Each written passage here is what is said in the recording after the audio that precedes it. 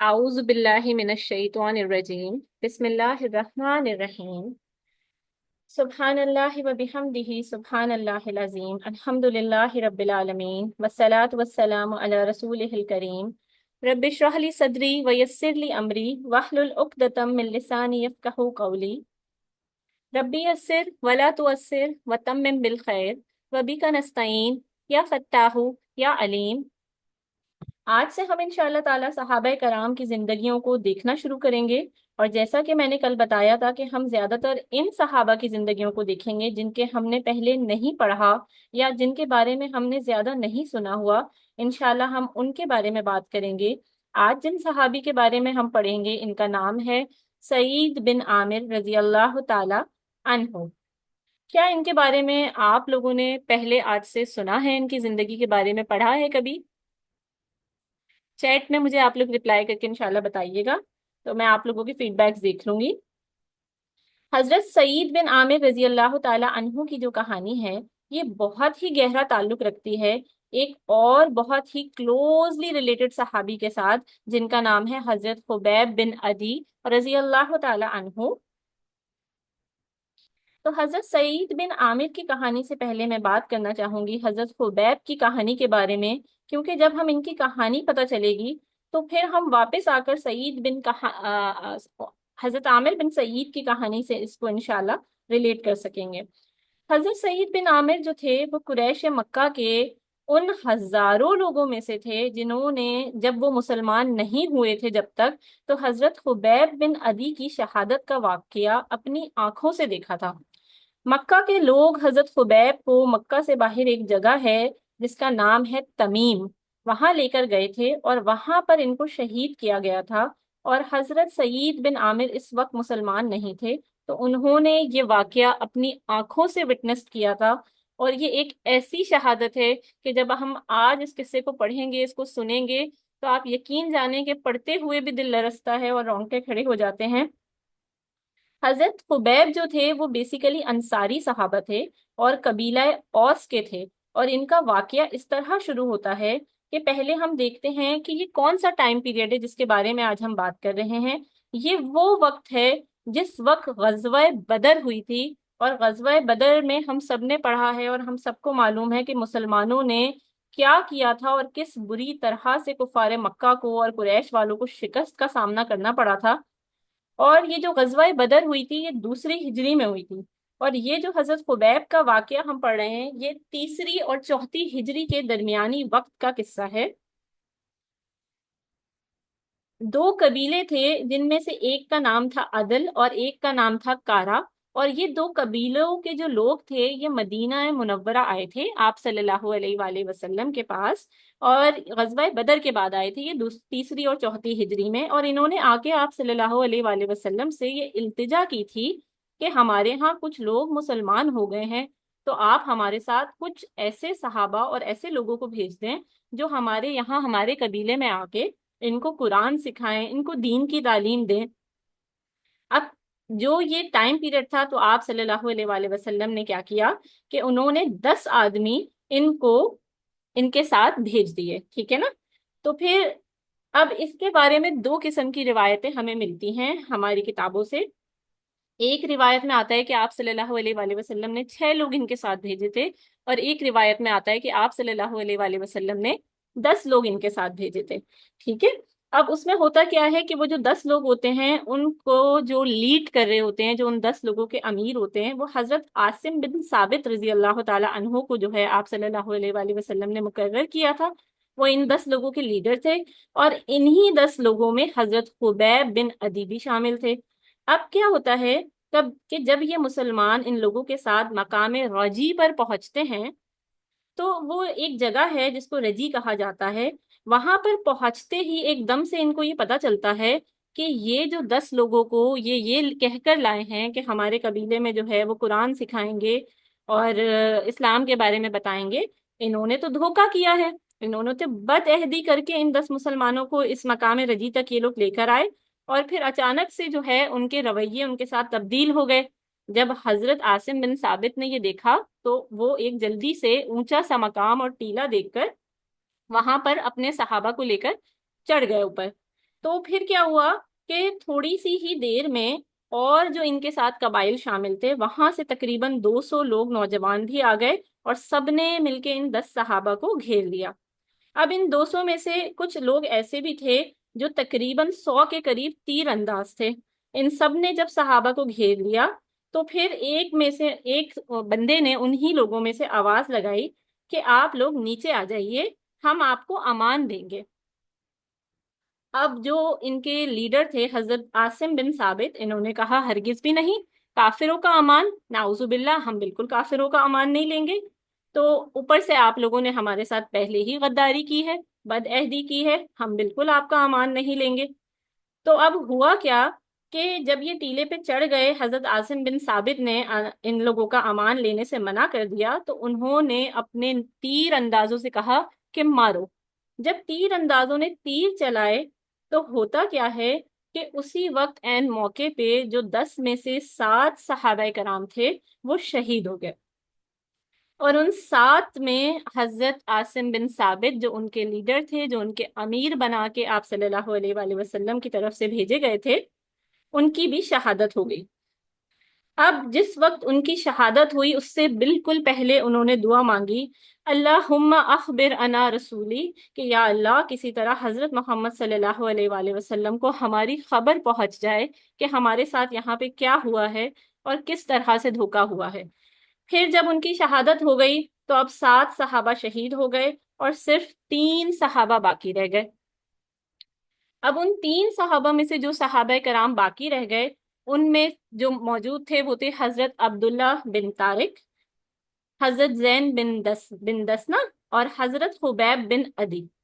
یہ 3 صحابہ رہ گئے۔ اب جب یہ 3 صحابہ رہ جاتے ہیں تو وہ کفار ان سے کہتے ہیں کہ ہم آپ کو امان دیں گے، آپ نیچے آ جائیں، ہم آپ کو کچھ نہیں کہیں گے۔ لیکن جیسے ہی وہ صحابہ نیچے اتر کر آتے ہیں وہ فوراً ان کو پکڑتے ہیں اور ان کے ہاتھ اور پاؤں کو باندھنا شروع کر دیتے ہیں۔ تو حضرت عبداللہ بن طارق جو تھے ان 3 میں سے، وہ کہتے ہیں کہ پہلے آپ ہمیں غداری سے دھوکہ دے کے بد عہدی کے ساتھ یہاں تک لے کر آئے، اور اب آپ امان دینے کے نام پہ ہمیں نیچے بلا کر ہمارے ہاتھ پیر باندھ رہے ہیں۔ اس کا مطلب تو صاف ہے کہ آپ لوگوں کی نیت ہی ٹھیک نہیں۔ تو انہوں نے کیا کیا، انہوں نے ان لوگوں سے لڑنے کی کوشش کی، تو ان کفاروں نے ایک بڑا سا پتھر اٹھا کر ان صحابہ کو بھی شہید کر دیا۔ انا للہ و انا الیہ راجعون۔ اب جو صحابہ کرام ہمارے پاس رہ گئے وہ رہ گئے 2، جس میں حضرت زید بن دسنا اور حضرت خبیب بن عدی تھے۔ اب ان کا مقصد کیا تھا؟ انہوں نے کیا کیا کہ ان کا مقصد یہ تھا کہ کفار قریش کے پاس ان قبیلے والوں کے کچھ قیدی موجود تھے۔ انہوں نے کہا کہ ہم ان کو یہ 2 صحابی کچھ پیسوں کے عوض دے کر اور اپنے قیدیوں کو ان سے لے لیں گے۔ اب جیسا کہ میں نے آپ کو بتایا کہ اس سے پہلے غزوہ بدر ہو چکا تھا اور غزوہ بدر میں مسلمانوں نے ان کو بھی مارا تھا، تو حضرت زید بن دسنا رضی اللہ تعالی عنہ کو انہوں نے بھیج دیا، اور پھر صفان بن امیہ کو، جس کا جو باپ تھا امیہ بن خلف، اس کو بدر میں مارا گیا تھا، تو حضرت زید کو ان کے حوالے کیا گیا، اور انہوں نے کیا کیا کہ حضرت زید کو بری طرح شہید کر دیا۔ اب جب مکہ مکرمہ میں یہ ساری خبر پہنچ گئی تو انہوں نے کیا کیا، انہیں جو ہے فوراً اس خبر کو کہ حضرت زید کو جو ہے وہ قتل کیا گیا ہے، فوراً اس خبر کو حضرت خبیب بن عدی کو بتایا گیا، انہیں مینٹلی ٹارچر کرنے کے لیے کہ دیکھو جو تمہارے ساتھ دوسرا ساتھی تھا اس کو ہم نے شہید کر دیا ہے۔ پھر انہوں نے کیا کیا کہ حضرت خبیب کو انہوں نے، حارث بن عامر جو ہے اس کو غزوہ بدر میں انہوں نے حضرت خبیب نے قتل کیا تھا۔ انہوں نے کیا کیا کہ ان سے انتقام لینے کے لیے حضرت خبیب کو حارث کے بیٹوں کو دے دیا، اور ان سے کہا کہ ہم اس کو تمہارے حوالے کرتے ہیں، اور تم جیسے چاہو اپنے باپ کا ان سے بدلہ لے لو، جیسے چاہے ان کو مارو، جو چاہے کرو۔ تو اب ان 10 صحابی میں سے صرف واحد صحابی جو زندہ رہ گئے وہ حضرت خبیب بن عدی تھے، جن کو پکڑ کر یہاں تک لایا گیا غداری کے ساتھ، اور اب ان کو بہت ہی برے ماحول میں رکھا گیا، اور وہ کفار مکہ اور قریش کے درمیان قیدیوں کی طرح بہت بری حالت میں تھے، اور وہ بھی ان کفار کے درمیان جن کو شدید غصہ تھا جو کچھ بدر میں ہوا تھا اس کے بعد۔ اب کیا ہوتا ہے کہ حارث کے گھر میں حضرت خبیب بن عدی ہیں، اور اب یہاں پر دو ایسے انٹرسٹنگ واقعہ ہوتے ہیں، اور یہ جو واقعہ میں آپ کو بتا رہی ہوں اس کو واقعہ رجی بھی کہا جاتا ہے، کیونکہ یہ رجی کے مقام پر ان صحابہ کو دھوکہ دیا گیا تھا، ٹھیک ہے۔ اب کیا ہوتا ہے کہ حضرت خبیب جو ہیں وہ حارث کے گھر میں موجود ہیں، ٹھیک ہے، جن کو بدر میں انہوں نے شہید کیا تھا، ان کے بیٹوں کے گھر میں یہ اب موجود ہے۔ اور حضرت خبیب نے بدر میں جو ان کو شہید کیا تھا تو اس کا جو ہے ان کے بیٹوں کو بہت زیادہ غصہ تھا۔ اب انہوں نے کیا کیا، ان کو بہت ہی ہاسٹائل انوائرمنٹ میں جو ہے وہ ان کو رکھا ہوا تھا، بری طرح سے ہاتھ پیر ان کے باندھے ہوئے تھے، پوری طرح سے ان کو چینڈ کیا ہوا تھا،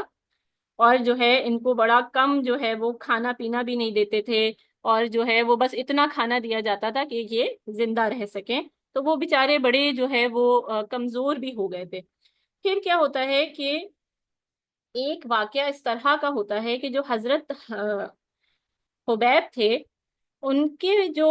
جب وہ جیل میں موجود تھے اور چینڈ ہوئے ہوئے تھے، تو جو حارث کی بیٹی تھی، جو کہ بعد میں جو ہے وہ روایتوں میں آتا ہے کہ وہ لیڈی مسلمان ہو گئی تھی، تو وہ کیا دیکھتی ہے کہ حضرت خبیب بن عزی رضی اللہ تعالی عنہ کے ہاتھ میں ایک بہت بڑا گچھا ہے وہ انگوروں کا، اور عجیب بات یہ ہے کہ وہ سب طرف سے بندھے ہوئے ہیں، نہ وہاں کوئی ان کو انگور دینے والا ہے، نہ وہ خود سے کھا سکتے ہیں، اور اس سے بھی عجیب بات یہ تھی کہ اس وقت جو مکہ کا موسم تھا، جو اس وقت سرزمین میں موسم تھا، تو وہاں تو انگوروں کی کوئی فصل ہی موجود نہیں تھی۔ تو جیسا کہ آپ لوگوں کو پتا ہوگا کہ قرآن پاک میں حضرت مریم رضی اللہ تعالی عنہا کے لیے بھی آتا ہے کہ اللہ تعالیٰ ان کو بے موسم پھل پہنچایا کرتے تھے، تو اسی طرح حضرت خبیب بن عدی کو انگوروں کا گچھا کھاتے ہوئے دیکھ کر حارث کی بیٹی حیران ہو گئی۔ اور اس کے بعد ایک جگہ اور روایت میں ایک واقعہ یہ آتا ہے جو بہت ہی عجیب سا قصہ ہے، کہ ایک دفعہ حضرت خبیب رضی اللہ تعالی عنہ، کیونکہ وہ یہ جانتے تھے بہت اچھی طرح سے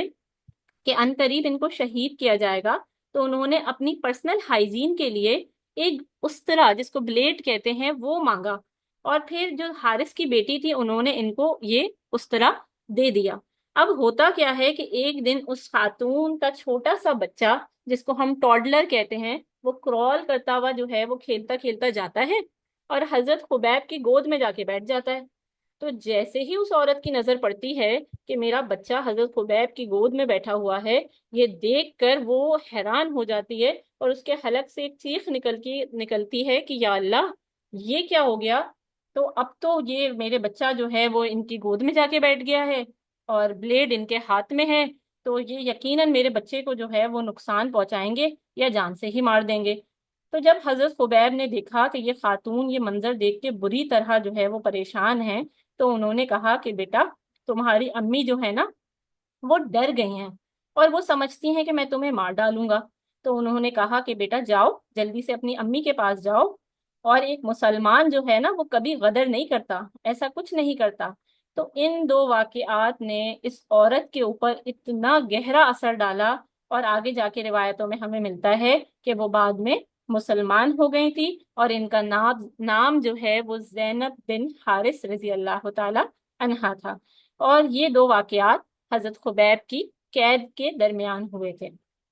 اب کیا ہوتا ہے کہ حضرت خبیب کو کافی لمبا عرصہ ہو گیا تھا قید میں رکھے ہوئے، یہاں تک کہ محرم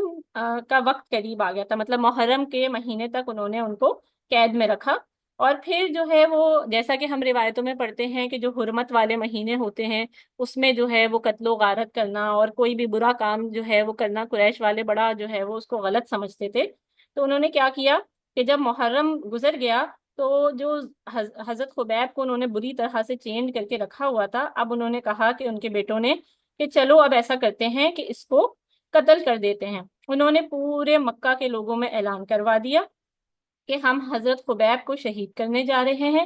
اور عجیب بات یہ ہے کہ ایک تو اتنی بڑی انہوں نے غداری کی، وعدہ توڑا، قید کیا، برے حالات میں ان کو رکھا، کھانا پینا ان کو بہت کم دیا، اور پھر اس کے بعد وہ پورے مکہ میں یہ اعلان کر رہے ہیں کہ ہم جو ہے وہ حضرت خبیب کو شہید کریں گے، اور ہم ان کو شہید کریں گے مکہ سے باہر لے جا کے، کیونکہ مکہ کی جو حدود ہے اس میں تو ہم یہ غلط کام نہیں کر سکتے۔ یعنی وہ یہ تو جانتے تھے کہ وہ غلط کام کرنے جا رہے ہیں، لیکن وہ یہ کہتے تھے کہ ہم یہ کام مکہ کی حدود میں تو نہیں کر سکتے، تو ہم انہیں شہید کرنے کے لیے باہر لے کر جائیں گے۔ تو جس جگہ کا نام تمیم ہے، یہ اس جگہ پر حضرت خبیب کو جو ہے وہ لے کے گئے،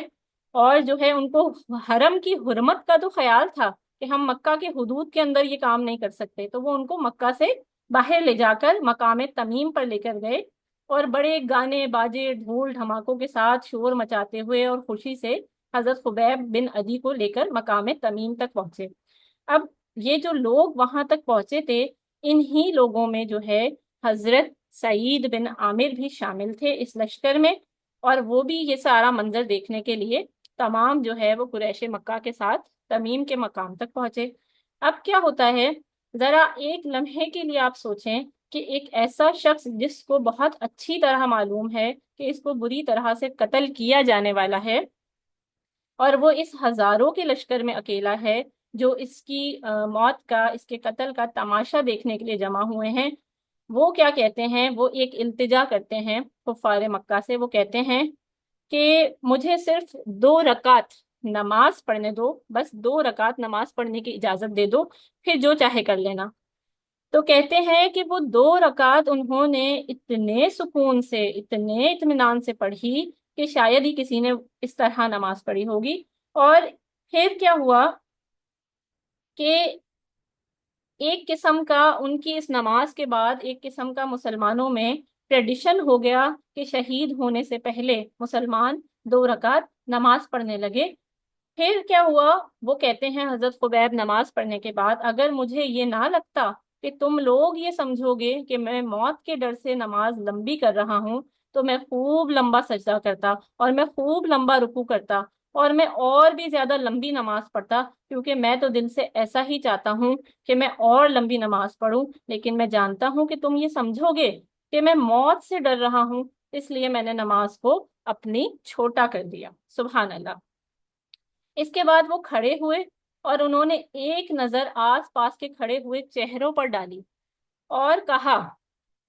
اللہم احسہم عددا وقتلہم بددا ولا تغادر منہم احدا۔ اے اللہ، انہیں ایک ایک کر کے گن لے، ایک ایک کر کے گن لے، اور انہیں منتشر کر کے ہلاک کر، اور ان میں سے کسی کو نہ چھوڑ۔ یہ دعا انہوں نے مانگی۔ آپ یوں سمجھ لیں کہ اس وقت جو ان کی حالت تھی، ظاہر ایک ہیلپ لیس اسٹیٹ تھی، وہ کچھ نہیں کر سکتے تھے، انہوں نے ان کے چہروں کو دیکھ کے یہ دعا مانگی، اور اس کے بعد انہوں نے ایک ایسی خوبصورت بات کہی۔ انہوں نے کہا یا اللہ، ادھر کوئی بھی نہیں ہے جو رسول اللہ صلی اللہ علیہ وآلہ وسلم کو میرا سلام پہنچا دے۔ اور جیسے ہی انہوں نے یہ کہا، میلوں میلوں دور مدینہ منورہ میں آپ صلی اللہ علیہ وآلہ وسلم منبر پہ بیٹھے تھے، اور آپ صلی اللہ علیہ وآلہ وسلم نے کہا وعلیکم السلام ورحمۃ اللہ وبرکاتہ۔ اور صرف یہی نہیں کہا، بلکہ صحابہ کو پورا پورا واقعہ حضرت خبیب کا بھی پہنچا دیا۔ سبحان اللہ۔ آپ لوگوں کو پتا ہوگا کہ پہلے زمانے میں بہت زیادہ ظلم ہوتا تھا، اور ظلم اس طرح ہوتا تھا کہ پہلے زمانے میں جب کوئی فوت ہو جاتا تھا تو یہ لوگ کیا کرتے تھے، اس کے ناک کاٹ دیتے تھے، اس کا کان کاٹ دیتے تھے، اس کے ہاتھوں پیروں کو کاٹ کر الگ الگ کر دیتے تھے۔ تو یہاں پر کیا ہو رہا ہے، یہاں پر حضرت خبیب کے ساتھ یہ لوگ کیا کر رہے ہیں کہ وہ ابھی ان کو سولی پر لٹکانا ہی شروع کر رہے ہیں، اور ساتھ ہی ساتھ ان کے ہاتھ اور پیروں کو بھی کاٹتے جا رہے تھے۔ ابھی تو وہ زندہ ہے، اور وہ ایک ایک کر کے ان کے جسم کے حصوں کو کاٹتے جا رہے تھے۔ استغفر اللہ استغفر اللہ سن کے ہی جو ہے نا وہ ایک عجیب سا فیل ہوتا ہے۔ اللہ تعالیٰ جو ہے وہ ہر کسی کو ایسے حالات سے بچائے۔ تو اب یہ جو قہر وہ ڈھا رہے تھے ان پر اس وقت، اور پھر وہ ساتھ ساتھ ان سے کیا پوچھتے تھے، وہ کہتے تھے تمہیں کیسا لگتا کہ اگر تمہاری جگہ پر یہاں رسول اللہ صلی اللہ علیہ وآلہ وسلم ہوتے، اور تم آرام اور سکون سے اپنے گھر میں اپنے گھر والوں کے درمیان بیٹھے ہوتے۔ تو حضرت خبیب رضی اللہ تعالیٰ عنہ کہتے کہ مجھے تو یہ بھی گوارا نہیں کہ میں اپنے گھر میں آرام سکون سے بیٹھا ہوں، اور نبی صلی اللہ علیہ وآلہ وسلم کے پاؤں مبارک میں ایک کانٹا بھی چبھے۔ وہ پھر ان کے جسم کا ایک اوزا کاٹتے، وہ پھر یہی جواب دیتے، اور اس طرح کرتے کرتے حضرت خبیب کی شہادت ہو گئی۔ ان للہ و انا الیہ راجعون۔ اپنی شہادت سے پہلے حضرت خبیب نے ایک چھوٹی سی خواہش ان سے یہ ظاہر کی تھی کہ میں یہ چاہتا ہوں کہ جب مجھے سولی پر لٹکایا جائے تو میرا منہ قبلہ رخ ہو، لیکن ان کفار مکہ نے اس کا بالکل الٹ کیا کہ ان کا منہ بالکل اپوزٹ ڈائریکشن میں رکھا، اور جب شہید ہونے کے بعد وہ زمین پر گرے تو اللہ تعالیٰ نے ان کا چہرہ قبلے کی طرف کر دیا۔ اب ان کی شہادت کے بعد جو ہے کچھ اشعار ان سے منقول ہیں جو آپ لوگ اسکرین پہ دیکھ سکتے ہیں کہ حضرت خبیب کے لیے جو ہے یہ اشعار ہمیں ملتے ہیں صحیح بخاری وغیرہ میں، اور وہ اشعار اس طرح ہیں کہ جب میں مسلمان ہونے کی حالت میں قتل کیا جا رہا ہوں تو مجھے کچھ پرواہ نہیں کہ کس پہلو میں میں اللہ کی راہ میں جو ہے وہ فوت ہوں گا، اور یہ میرا مرنا اللہ کی راہ میں ہے۔ اب اگر وہ چاہے تو ٹکڑے ٹکڑے کیے ہوئے ہر عضو کو میرے جوڑ دے اور اس میں برکت پیدا کر دے، سبحان اللہ۔ اب ہوا کیا کہ جب حضرت خبیب شہید ہو گئے تو اللہ تعالیٰ کی طرف سے ایک بہت بڑا جھنڈ بادلوں کی طرح آیا اور آ کر جو ہے وہ حضرت خبیب کی باڈی کو انہوں نے پورا سراؤنڈ کر لیا، گھیر لیا، اور جو کفار مکہ تھے وہ شہید ہونے کے بعد ان کو ہاتھ تک نہ لگا سکے۔ اب یہ سارا کا سارا جو واقعہ ہے یہ حضرت سعید بن عامر رضی اللہ تعالی جو وہاں کھڑے ہو کر اپنی آنکھوں سے دیکھ رہے تھے کہ کس سکون سے انہوں نے نماز ادا کی، کس سکون سے انہوں نے جو ہے وہ اپنی 2 رکعت نماز پڑھنے کے بعد اللہ تعالیٰ سے دعا کی، رسول صلی اللہ علیہ وآلہ وسلم کو سلام پہنچانے کی خواہش ظاہر کی، اور وہ آخری دم تک یہ کہتے رہے کہ میرے رسول کو ایک کانٹا بھی نہ چبھے، کانٹا بھی نہ چبھے، اور کس سکون سے وہ اللہ تعالیٰ کی راہ میں شہید ہو گئے۔ حضرت سعید بن عامر پر ایسا گہرا اثر ہوا، اس کا ایسا گہرا اثر ہوا کہ جب یہ سارا قافلہ مکہ مکرمہ دوبارہ لوٹا تو وہ مکہ میں جہاں پر مجلسیں بیٹھا کرتی تھی اور یہ لوگ سب مل کر خوشی منایا کرتے تھے، وہ وہاں گئے اور انہوں نے جا کے مجلس میں کہا کہ میں تم سب سے بیزاری کا اعلان کرتا ہوں اور ان بتوں سے بھی بیزاری کا اعلان کرتا ہوں، اور پھر وہ فوراً وہاں سے چلے گئے اور سیدھا مدینہ منورہ گئے اور انہوں نے اسلام قبول کیا، اور اس کے بعد آپ صلی اللہ علیہ وآلہ وسلم کے ساتھ انہوں نے خیبر سے لے کے باقی غزوات میں وہ آپ صلی اللہ علیہ وآلہ وسلم کے ساتھ ساتھ شریک رہے، حضرت ابو بکر صدیق کے ساتھ، حضرت عمر صدیق کے ساتھ۔ تو اب ہم جو ہے وہ چلتے ہیں اس وقت کی طرف جب حضرت عمر بن خطاب رضی اللہ تعالی عنہ جو ہے وہ ان کا دور تھا، ان کے دور خلافت میں جب وہ اپنے دور میں امیر المومنین تھے تو حضرت عامر رضی اللہ تعالی عنہ کے پاس جاتے ہیں، اور وہ کیونکہ حضرت عامر جو ہیں، عامر بن سعید، وہ حضرت عمر کو طرح طرح کے مشورے دیا کرتے تھے کہ آپ ایسا کریں فلاں کام کر لیں، آپ ایسا کریں فلاں کام کر لیں۔ تو ایک دن کیا ہوا کہ حضرت عمر کہتے ہیں کہ ایسا کرو نا کہ تم لوگ بھی میری تھوڑی سی مدد کر دو، حکومت کی ذمہ داریاں میرے ساتھ بانٹ لو۔ جیسے ہی یہ بات حضرت سعید نے سنی تو ان کو لگا کہ ان کو شاید کوئی عہدہ ملنے والا ہے، تو انہوں نے فوراً ہی کہا کہ میں آپ کو خدا کا واسطہ دیتا ہوں مجھے اس آزمائش میں نہ ڈالیں، مجھے اس فتنے میں نہ ڈالیں۔ آپ اس وقت کے لوگوں کی سوچ دیکھیں کہ عہدہ ملنے پہ وہ ان کے الفاظ کیا ہیں، وہ کیا کہہ رہے ہیں۔ پھر کیا ہوا کہ جب انہوں نے حضرت عمر نے حضرت عامر بن سعید کی یہ بات سنی تو ان سے کہا کہ وہ بڑا خفا ہو گئے نا، اور انہوں نے کہا کہ حکومت کی جو بھاری ذمہ داریاں ہیں وہ تم لوگ میرے سر پہ ڈال دیتے ہو اور خود کنارہ کش ہو جاتے ہو، خدا کی قسم میں تم لوگوں کو نہیں چھوڑوں گا۔ تو کیا ہوتا ہے کہ سعید بن عامر رضی اللہ تعالی عنہ جو ہیں انہوں نے جو ہے وہ ان کو گورنر بنا دیا گیا عمر بن خطاب کی طرف سے، گورنر آف ہومس، ٹھیک ہے، اس کو انگلش میں ہومس کہتے ہیں اور اس کو عربی اور اردو میں ہمس کہا جاتا ہے۔ یہ سیریا کا ایک علاقہ تھا اور ان کو وہاں کا گورنر بنا دیا گیا۔ اب کیا ہوتا ہے کہ کچھ عرصے کے بعد وہاں سے ایک لوکل ڈیلیگیشن آتا ہے، حضرت عمر بن خطاب رضی اللہ تعالی عنہ کے پاس ایک ڈیلیگیشن آتا ہے، تو وہ ان سے پوچھتے ہیں کہ بھئی بتاؤ تمہارے علاقے کا کیا حال ہے، اور ایسا کرو کہ مجھے ایک غریب غربا لوگوں کی لسٹ بنا کے دو تاکہ میں ان کی مدد کے لیے تمہارے علاقے میں کچھ تمہارے ہاتھ پیسے بھجوا سکوں۔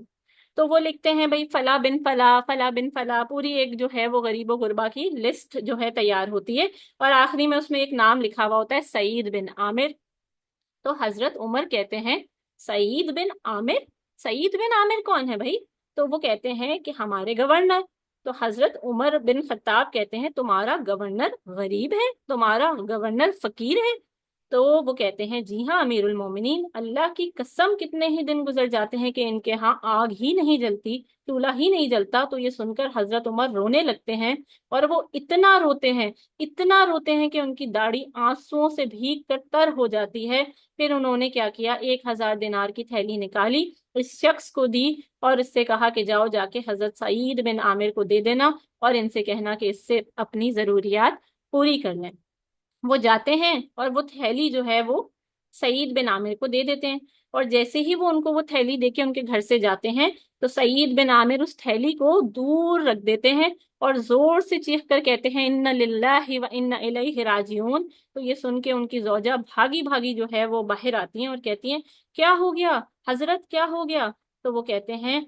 कि बहुत ही बुरी खबर है। तो वो कहती हैं क्या हुआ, क्या अमीरुल मोमिनीन फौत हो गए हैं? तो वो कहते हैं नहीं, इससे भी बड़ी मुसीबत आ गई है। तो वो कहती हैं क्या हुआ, क्या मुसलमानों को किसी महाज पर शिकस्त हो गई है? वो कहते हैं नहीं भाई, इससे भी बड़ी मुसीबत हो गई है। तो उनकी बीवी कहती हैं फिर इससे बड़ी मुसीबत भला क्या होगी? तो वो कहते हैं मेरे घर के अंदर दुनिया दाखिल हो गई है जो मेरी आखिरत को तबाह कर देगी। तो उन्होंने कहा तो फिर आप इससे छुटकारा हासिल कर लें, इसमें कौन सी बड़ी बात है? अभी वो ये नहीं जानती कि उनके घर में जो है वो 1000 दिनार की थैली आ गई है।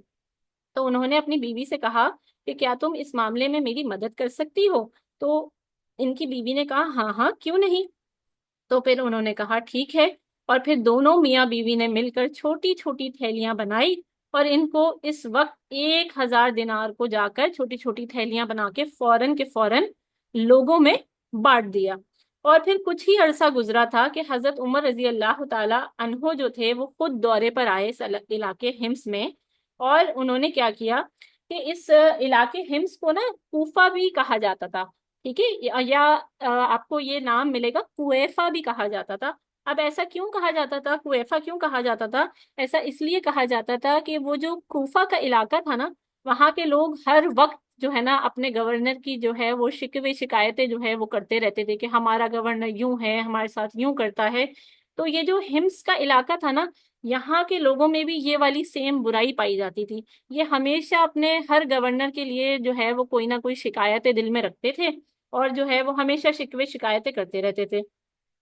तो अब जब हजरत उमर जो है वो हिम्स के दौरे पर आए, तो उन्होंने लोगों को इकट्ठा किया और उनसे बोला कि भाई बताओ कि तुम्हारा गवर्नर कैसा है और तुम्हें वो कैसा लगता है? तो इन लोगों ने कहा कि हमें 4 शिकायतें हैं इस शख्स से। हजरत उमर ने कहा कि क्या 4 शिकायतें हैं? तो उन्होंने कहा भाई पहला मसला तो ये है कि वो जो है ना सुबह घर से देर से बाहर निकलते हैं और फिर दौरे पर आते हैं। और दूसरा मसला ये है कि वो रात के वक्त जो है वो जवाब ही नहीं देते, किसी को रिस्पॉन्ड ही नहीं करते रात के वक्त। और तीसरी शिकायत ये है कि महीने में एक आध बार तो ऐसा भी होता है कि वो सिरे से घर ही नहीं आते, घर से ही बाहर नहीं निकलते, सॉरी। तो और चौथा मसला ये है कि हर कुछ अरसे के बाद जो है वो एकदम से उन पे गशी तारी होती है और वो जो है वो बेहोश हो जाते हैं। अब क्या होता है कि हजरत उमर बिन खत्ताब जो हैं वो हजरत सईद बिन आमिर को बुलाते हैं और कहते हैं भाई तुम्हारे लोगों को तुमसे ये शिकायत है, चलो मुझे बताओ क्या मसले मसाइल हैं। तो हजरत सईद कहते हैं कि पहली बात का ताल्लुक तो अल्लाह की कसम ये मैं बताना नहीं चाहता था, मैं जाहिर नहीं करना चाहता था, लेकिन क्योंकि अब मेरे पास कोई चारा नहीं है, तो मसला ये है कि मेरे घर में कोई खादिम या खादमा नहीं है। इसलिए मैं जरा सवेरे उठता हूँ, आटा गूंथता हूँ, फिर कुछ देर इंतजार करता हूँ, फिर जब ये खमीर उसका उठ जाता है तो उसकी रोटियां पकाता हूँ, और फिर वुजू करके मैं घर से बाहर निकलता हूँ। अभी अगर आजकल हम लोग ऐसी कोई बात सुन लेना तो हम फौरन जाके अपने शौहरों से और सबसे कहना शुरू कर दें कि भाई पता है आपको, सहाबा तो ये सब करते थे। तो भाई हमारा काम जो है वो ये नहीं है, हम सहाबा को ना देखें, हम सहाबियात को भी देखें कि वो कैसी थी, इंशाल्लाह, ठीक है ना। अब क्या होता है कि हजरत उमर इनकी ये बात सुनकर ना दिल में कहते हैं या अल्लाह तेरा शुक्र है, मेरा जो सईद बिन आमिर के बारे में गुमान था, अच्छा अच्छा, वो जो है वो कायम और दायम रहा। फिर वो कहते हैं अच्छा दूसरी बात के बारे में बताओ, में मुझे बताओ। तो वो कहते हैं कि खुदा की कसम मैं ये बताना नहीं चाहता था, लेकिन क्योंकि अब मुझे ये बताना है आपको, तो ऐसा है कि दिन के औकात मैंने लोगों के लिए रखे हैं, اور رات کے اوقات میں نے صرف اور صرف اپنے رب کے لیے مقرر کر رکھے ہیں۔ یہی وجہ ہے کہ میں رات کے وقت کسی کو جواب نہیں دیتا، کسی کو رسپونڈ نہیں کرتا کہ یہ میرا اور میرے رب کا وقت ہے۔ تو وہ کہتے ہیں دل ہی دل میں حضرت عمر جو ہیں وہ خوش ہوتے ہیں کہ جو میں نے جن کو گورنر بنایا اور وہ جو ہے وہ اس طرح سوچتے ہیں، اور میرا جو گمان ہے ان کے بارے میں وہ صحیح نکلا ہے۔ پھر وہ کہتے ہیں اچھا تیسری بات کے بارے میں بتاؤ کہ تم مہینے میں جو ہے وہ سرے سے باہر ہی نہیں نکلتے، 1 یا 2 دن، ایسا کیوں ہے؟ تو وہ کہتے ہیں کہ دیکھیں ایسا ہے کہ مسئلہ یہ ہے، میرے پاس 1 یا 2 ہی جوڑے ہیں۔ اس دن وہ کپڑے میں دھوتا ہوں، پھر وہ کپڑے سوکھتے ہیں، پھر جب وہ سوکھ جاتے ہیں پھر وہ کپڑے میں پہن کے گھر سے باہر نکلتا ہوں۔ تو یہ وہ وجہ ہے جس کی وجہ سے میں مہینے میں 1 یا 2 بار اور کبھی کبھی سرے سے اس دن باہر ہی نہیں نکلتا۔ تو عمر بن خطاب جو ہے ان کو بڑا رشک آتا ہے۔ پھر وہ کہتے ہیں اچھا چوتھی کیا وجہ ہے کہ لوگ یہ شکایت کر رہے ہیں کہ تم پر غشی طاری ہو جاتی ہے اور تم اکثر بے ہوش ہو جاتے ہو؟ تو حضرت سعید بن عامر کہتے ہیں کہ جب بھی میں حضرت خبیب بن عدی کی شہادت کا سوچتا ہوں کہ میں وہاں پر کھڑا تھا اور وہ بار بار کہہ رہے تھے کہ نبی صلی اللہ علیہ وآلہ وسلم کے پاؤں میں کانٹا بھی نہ چبھے، کانٹا بھی نہ چبھے، اور وہ ساتھ ساتھ یہ بھی کہہ رہے تھے کہ میں اللہ تعالیٰ کی راہ میں جس مرضی طریقے سے شہید ہو جاؤں مجھے فرق نہیں پڑتا۔ تو وہ کہنے لگے کہ جب وہ واقعہ میرے ذہن میں آتا ہے تو میں غش کھا کے گر جاتا ہوں اور میں بے ہوش ہو جاتا ہوں، اس شرمندگی سے، اس گلٹ سے کہ میں وہاں موجود تھا اور میں ان کے لیے کچھ نہ کر سکا۔ جو ظلم ان کے ساتھ میری آنکھوں کے سامنے کیا گیا، جس نے میری پوری کی پوری زندگی بدل کر رکھ دی۔ اور آج ہم ذرا اپنا مقام دیکھ لیں کہ آج غزہ میں، فلسطین میں کیا کیا ہو رہا ہے، اور ہم میں سے آج بھی بہت سے مسلمان ایسے موجود ہیں کہ جن پہ غش کھا کے گرنا یا اثر ہونا تو بہت دور کی بات ہے، ان کے کان پر جوں تک نہیں رینگتی، انہیں فرق تک نہیں پڑتا۔ آج جب ہم سے یہ کہا جا رہا ہے کہ اسرائیل کی چیزوں کا بائیکاٹ کر دیں، تو ہمارے اوپر جو ہے وہ ایسا بھاری وقت ہے کہ لوگوں سے جو ہے اپنی پسندیدہ چیزیں نہیں چھوڑی جا رہی، صرف ایک بائیکاٹ نہیں کیا جا رہا۔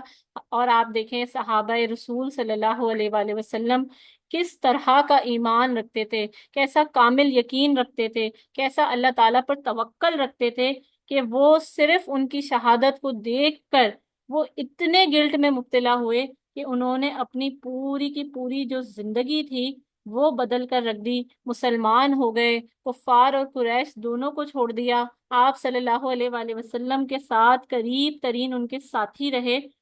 اب یہ سارا قصہ سن کے جو حضرت عمر بن خطاب رضی اللہ تعالیٰ عنہ تھے، انہوں نے اللہ تعالیٰ کا بہت بہت شکر ادا کیا اور کہا یا اللہ بہت بہت شکر ہے کہ میرا جو گورنر ہے، میرا جو ساتھی ہے، اس کے بارے میں میرے دل میں جو اچھا گمان تھا اس کو میں نے ویسا کا ویسا ہی پایا۔ حضرت عمر نے وہاں سے جاتے ہوئے 1000 دینار ان کو دیے اور کہا کہ آپ اس سے اپنی ضروریات پوری کریں اور کوئی خادم وغیرہ رکھ لیں، کوئی بندہ رکھ لیں جو آپ کی مدد کرے۔ تو اب کیا ہوا کہ وہ 1000 دینار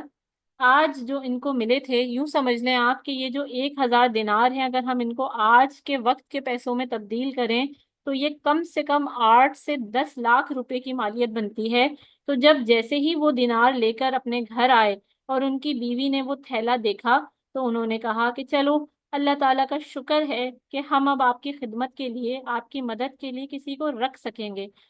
اور آپ جو اتنی محنت کرتے ہیں تو اللہ تعالیٰ نے ہمیں بھی بے نیاز کر دیا۔ تو حضرت سعید بن عامر ان کو کہتے ہیں میں تم کو اس سے بہتر چیز نہ بتاؤں؟ تو انہوں نے کہا کہ اس سے بہتر کیا ہے؟ تو انہوں نے کہا کہ ہم اس رقم کو اس کے پاس بھیج دیں کہ جب ہمیں اس کی ضرورت پڑے تو وہ ہمیں مل جائے۔ تو انہوں نے کہا اچھا ایسا بھی ممکن ہے کہ ہم اس رقم کو کسی ایسے کو دے دیں کہ جب ہمیں اس کی ضرورت پڑے اس وقت یہ ہمیں مل جائے؟ تو انہوں نے کہا کہ ہاں بالکل، کیوں نہ ہم اس کو اللہ تعالیٰ کی راہ میں صدقہ کر دیں۔ تو بیوی نے کہا ہاں یہ تو بڑا بہترین آپ کا مشورہ ہے، ٹھیک ہے ہم ایسا ہی کریں گے۔ آپ یہ دیکھیں کہ اگر آج ہمارے شوہروں کو، ہمارے والد کو، ہمارے باہی کو گورنمنٹ کی طرف سے 10 لاکھ روپے دے دیے جائیں اور وہ گھر آ کر ہم سے یہ کہیں کہ ہم یہ سارا کا سارا پیسہ صدقہ کریں گے، تو ہم فوراً کہیں گے کہ ہاں آپ کچھ تو صدقہ کر دیں۔ لیکن باقی نہ کریں بھئی ہمیں گھومنے جانا ہے یا فلاں جگہ سیل لگی ہے یا میں تو کب سے یہ سوچ رہی تھی کہ فلاں فلاں کام کروں گی، یا ہم کہیں گھوم پھر کے آ جاتے ہیں۔ آپ اس وقت کے لوگوں کا کامل ایمان دیکھیں کہ ان کے شوہر نے جیسے ہی انہیں کہا کہ ہم یہ پیسہ صدقہ کر دیتے ہیں، انہوں نے لمحہ بھر بھی نہ سوچا اور فوراً یہ کہا کہ یہ تو بڑا آپ کا اچھا مشورہ ہے، چلیں ٹھیک ہے ہم ایسا ہی کرتے ہیں۔ اور پھر حضرت سعید بن عامر کو جب بھی یہ کہا جاتا کہ آپ آرام سے اور سکون سے آخر کیوں نہیں رہتے، جو مال اللہ تعالیٰ نے آپ کو دیا ہے آپ اس سے اپنے اوپر خرچہ کیوں نہیں کرتے،